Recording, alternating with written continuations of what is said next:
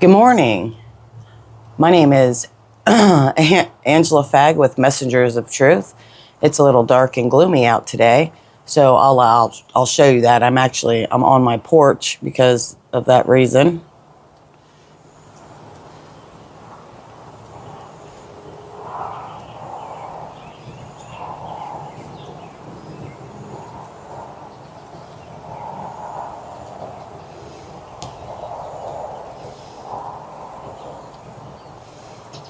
All right.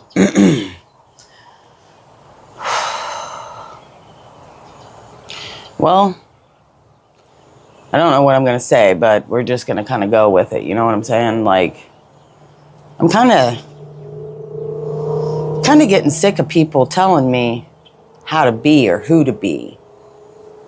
You know, I feel like all of a sudden we live in this world. Each side is telling each individual how to be and who they should support. And what if I just don't support none of them? What if I don't like the fact that people are being hurt all over the place? What if I don't like the fact that they're still allowing these high-profile pedophiles just to walk around and to be in our Congress and to be in Senate and to be FBI agents and to be whatever the fuck they want? CIA, what's the other one? Government contractors. I'm sick of it. I'm sick of people thinking that they can just get away with all this shit because that's what's happening.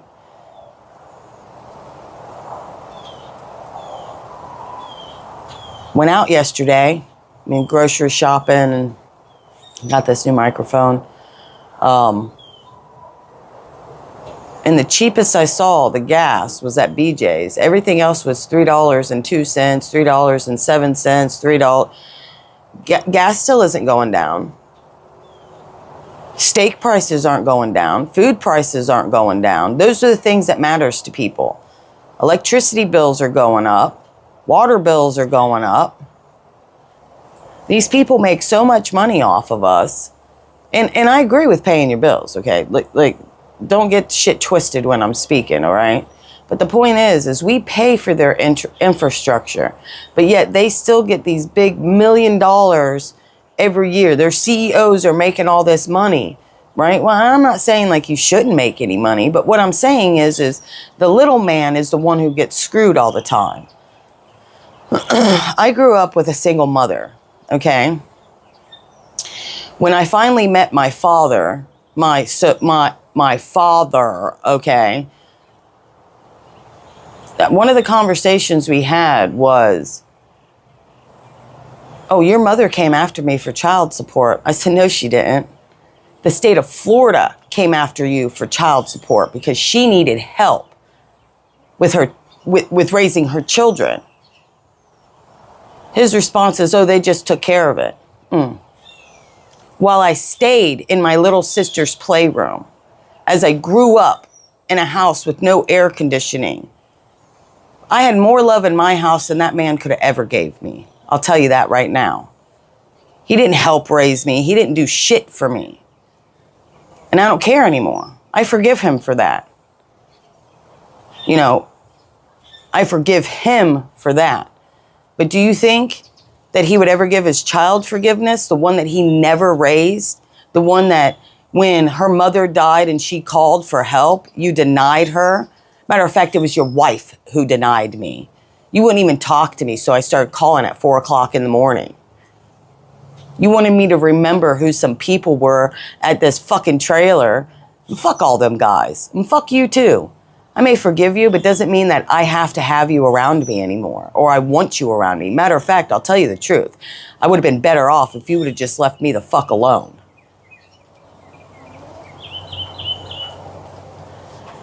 They don't think about these things. But yet, he's an Army veteran, right? We're supposed to just be pleased with all of them too, right?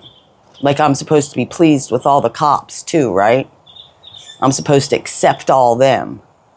And you say, well, that's being unforgiving, Angela. No, that's actually being smart. They're just there to do their job. They don't care. Half of them don't even know the laws, just like half the FBI agents don't know the law or any of these assholes. They don't pay attention. They only do what's good for them at that moment. But see, half of the world or half of the United States hasn't lived on the streets. I lived on the streets when I was 15 years old for almost a year. That's for all the people I grew up with. So if you want to know why I quit school and everything else, that's why. I lived on the fucking streets because I stole and wrecked my mom's car at the age of 14. And approximately 6 months later, she kicked me out of the fucking house. Then called the cops and reported me as a runaway. Okay? I couldn't even be in my own neighborhood, but I don't hate my mother for that. I'm not mad at her. I made my own decisions. I lived my own life. And a lot of people can't do that. They can't hold their own self responsible for the choices that they made. But there's a whole lot of people out there that want to hold me responsible for the choices they made. I didn't make your choices for you. I didn't decide for you to be a shitty fucking parent. That goes out to a lot of different people, okay? I didn't have any children. Your children were not my children, okay? It's not my job to raise them. It's not my job to do a whole bunch of things that everybody thinks is my fucking job. It's not. I've had it about up to here, people trying to tell me who the fuck to be. I know who I am. You see, that's the difference in between a lot of people. When I lost my mom, I had no choice but to look at my shit. And what happened right after I lost my mom? I decided to go backwards instead of forwards. Got me some dope, got me a big ass bag of cocaine and trusted someone else to cook it up, which was a bad fucking idea. That was a couple $100 flushed down the fucking toilet.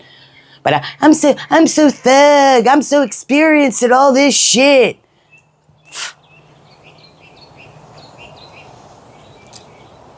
You see, they wanted me to keep going backwards. They wanted me to go back to where I was years before that.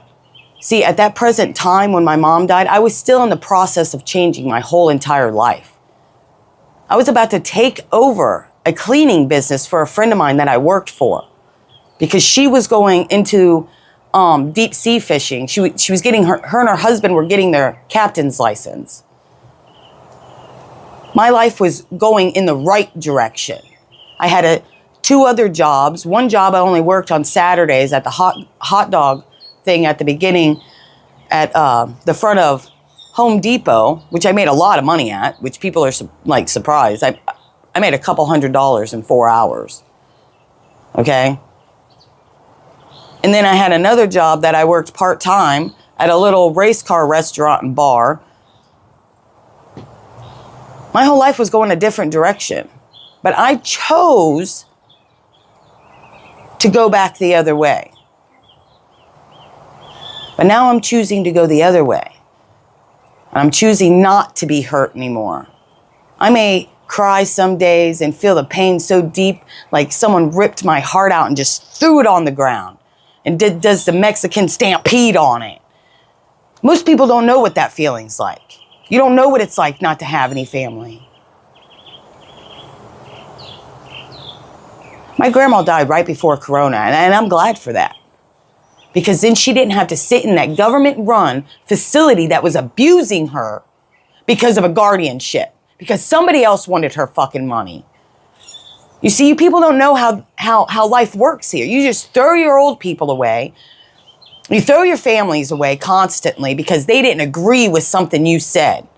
Family's not meant to just agree with everything you say. You're meant to disagree, but still love each other. Not be assholes. And think that you can just control everybody. My whole life they've been trying to control me. Except for my mom. She let me be who I was.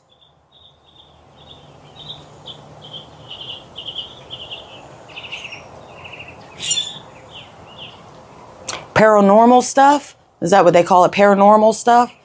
I've known about that shit my whole life. I've been having dreams and seeing shit happen before it happens ever since I was a child. Matter of fact, something happened to me and they took me to take my memory away from me so I wouldn't remember it. I don't know who my mother was. Now that I sit and look back at it, I definitely don't know who my father was.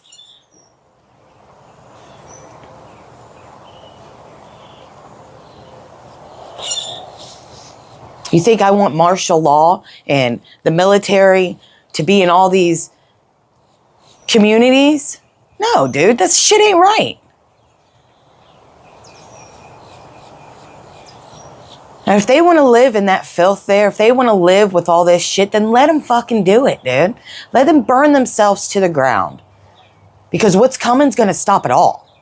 All you pedophiles, all you torturers, all you liars, all you everything.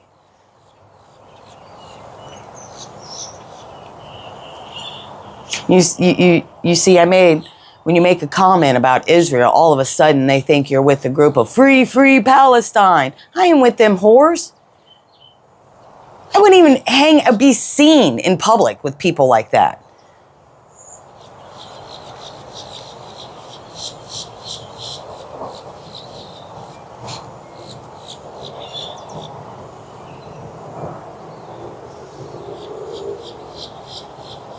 I'm looking at the doves.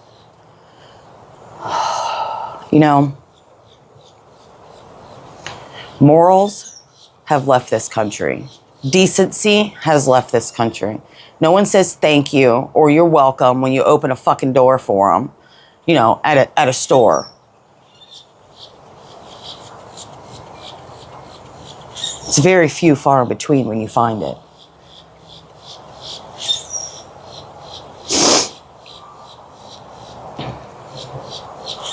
People say, well, it's because of this. It's because of all of it. Parents don't pay attention to their children. I mean, for God's sake, the fucking place had to be locked down before you knew that your children were having sex books in their school. You don't even pay attention. I mean, you didn't walk around their classroom and look at the fucking books. You didn't ask questions. You don't ask your child questions when they come home. It's ridiculous, dude. But you sure do got a lot to say about me, don't you? Couldn't get off your fat fucking ass to take your son to school. You gave all your other fucking children away. And then your sister, she was even worse than fucking that.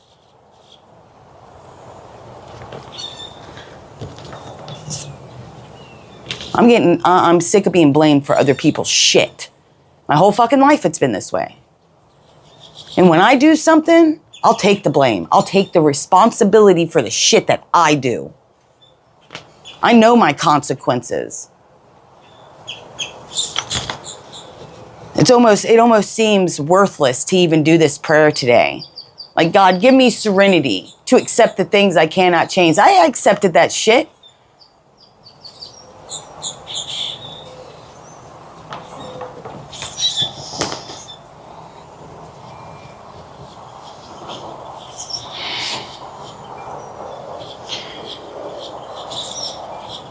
The most judgmental people are Christians. I'm going to tell you a story. When I came from living off the streets, my mom made me go to a runaway shelter. It's a 3-day cooling period. And I left there. It was 2 weeks before my 16th birthday. She asked me a question. She says, Angela, are you going to go to school or are you going to go to work? Those are your two choices. You want to be an adult, then you have to go to work and you have to pay me rent to be in my house. Or you go to school and you do the school work. And you do everything you're supposed to do. I chose to go to work. And she also told me that I couldn't, when I first came home and everything, there was a reason for the 3-day period. And she told me and she didn't want me to do any more cocaine or any of the other drugs, that I needed to start straightening my life out because it was a real shit show, and she was right. Because at the age of 15, not only did I live on the streets, but I was selling girls to drug dealers. That's not something proud to say. I wasn't a good person. So I took that note because that black lady at the runaway shelter, when I talked to her, and this girl that I ended up helping off the streets, her mom is the one who got me to go home. She got me drunk first, and she told me how much my mom loved me and how much I needed to go home because she had lived that life and she didn't have the chance that I had to be able to go home. And look at how she lives now. That's what this lady said to me. And I listened to her, and I went home. And then the black lady, I don't know her name, the counselor at the place, she talked to me. And she said some good words. So I was like, all right. And then my mom, because you had to do parent-child counseling together with a counselor. There was agreements that I came to. So I came and I did those agreements. And I met these two guys working at Taco Bell. And they were church kids. And they asked me if I wanted to start hanging out with them. And I said, sure, why not? You know, I didn't have any straight friends. You know what I'm saying? Like, all my friends were fucking still partying. You know, and you're like, Angela, you were only 16 years old. Whatever, dude. Make your judgments, you see? So I started going to church with them. And I started hanging out with them. And we went to a Christian concert, all this other stuff. And I got one of my other friends to go with me. And we go that night, and now mind you, I quit everything. I wasn't drinking, wasn't smoking pot, wasn't doing cocaine, wasn't doing nothing. And we went to church that night, and that preacher stood up there and said, anybody who's not baptized, anybody this, anybody that, shouldn't even be in our church. And he was looking dead at me. So I left, and I went back to the people that accepted me. Let me be who I was. Went back to drinking and partying and doing cocaine and selling drugs and all the other stuff. It only took 6 months because of the letdown that I got at church. I didn't have nobody come to me and try to counsel me or anything. So I left. And I said, you know what? When I got home that night, I called up my one buddy and we fucking went out, dude. That's it. And that was the story for years until I decided to change again. And that time, I did it on my own. I did it because I wanted to do it. And my mom helped me with it. I ended up going and getting my good enough diploma, your GED, 8th grade dropout. I went and I took tests and I passed. And then I went off to culinary school and I was trying to change my life.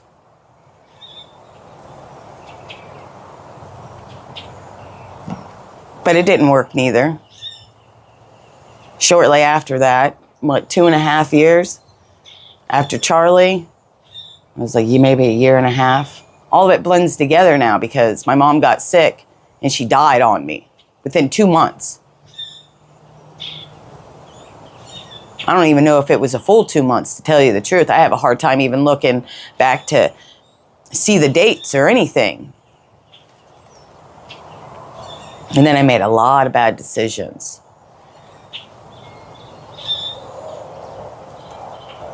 But I'm not making those bad decisions anymore. I'm not going to be around those people. No matter how bad all these people want me to be something I'm not going to change who I am for nobody. And I'll tell you who knew that? God. God knew that. He knew that I wouldn't take the bullshit from everybody. He knew no matter what they said or how they tried to treat me after I got to this age, because I've gone through a lot of shit in the last 5 years.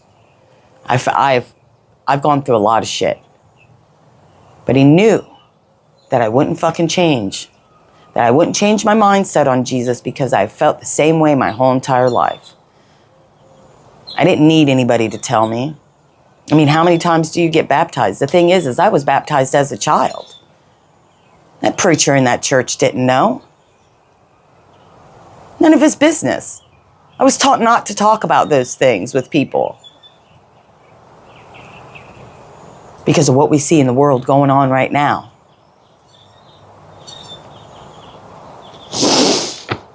This is probably the longest video I've done in a hot minute, so whatever. I'm I'm going to say this serenity prayer now because I do believe that there's people out there that need to hear it.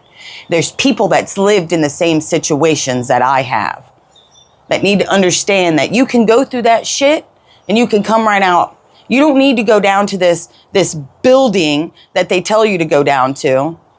It takes you and another person to talk about Jesus, God, the Bible. That's church. Sorry, I'm getting bit by mosquitoes because, you know, it's Florida. Probably getting sterilized right now. Anyways, okay. I probably need this more today than any day. And other people out there do, too. God, grant me the serenity to accept the things I cannot change, the courage to change the things I can, and the wisdom to know the difference. Living one day at a time, enjoying one moment at a time, accepting hardships as a pathway to peace, taking, as he did, the sinful world as it is, not as I would have it, trusting that you will make all things right if I surrender to your will, so that I may be reasonably happy in this life and supremely happy with you forever in the next.